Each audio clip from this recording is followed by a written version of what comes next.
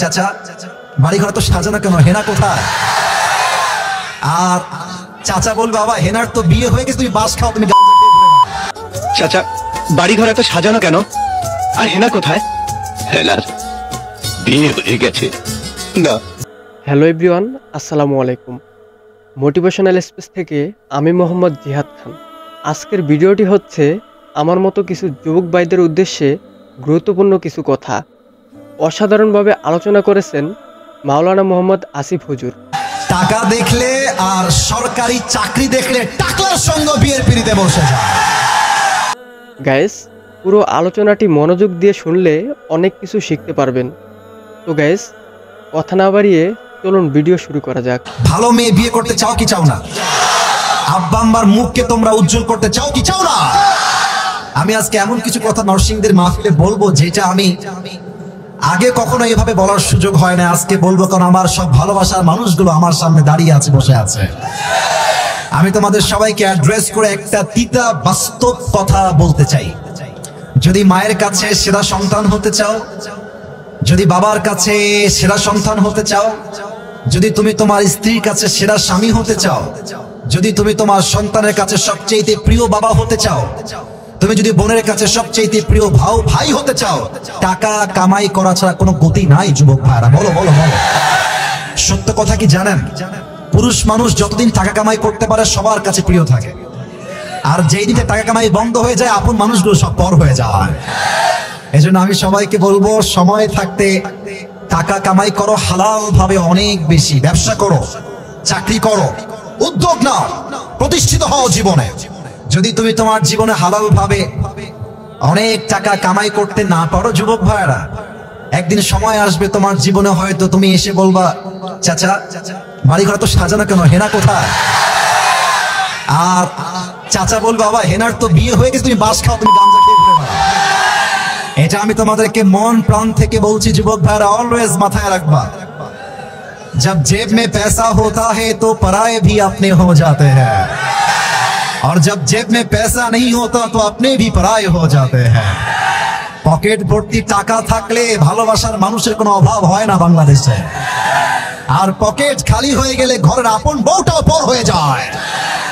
এজন্য আমি মাঝে মাঝে বলি, जब जेब में हो पैसे तो लोग पूछते हैं तुम हो कैसे, और जब तुम हो जाओगे कंगाल कोई पूछने नहीं आएगा तुम्हारा हाल। পকেট ভর্তি টাকা বলবে হাউ আর ইউ, কেমন আছেন ভাইয়া আপনি, আর যখন পকেট খালি বলবে হু আর ইউ, তুমি কে, তোমাকে তো চিনতে পারছি না ভাই আমি। এই পুরো দেশটাই হচ্ছে টাকার খেলা। এই টাকার জন্য হাজার হাজার যুবক তার পছন্দের মেয়েকে বাংলাদেশে বিয়ে করতে পারে না। গাইস, হুজুর কথাগুলো কিন্তু সব মেয়েদের বলে নাই, শুধু কিছু মেয়েদের উদ্দেশ্য করে কথাগুলো বলেছেন। এবং এই টাকার জন্য আমি মেয়েদেরকে অসম্মান করে কথা বলছি না, সব মেয়েকে আমি আসিফ এক পাল্লায় মাপি না। অনেক মেয়ে টাকা দেখলে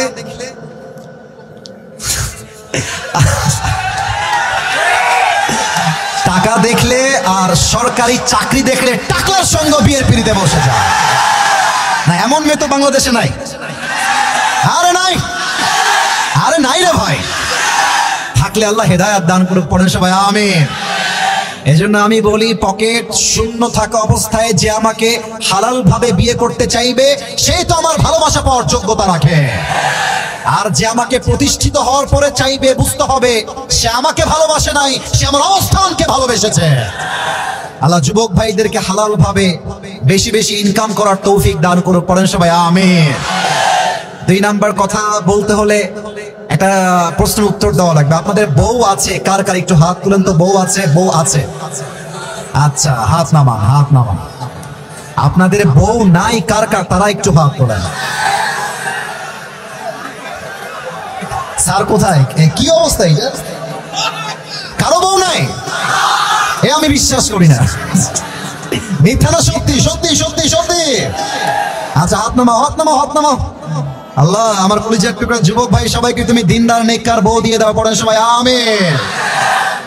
যারা আমিন কয় নাই তারা কেউ বউ পাবে না। আরে জোরে সোরে কোন সবাই মিলে আমিন।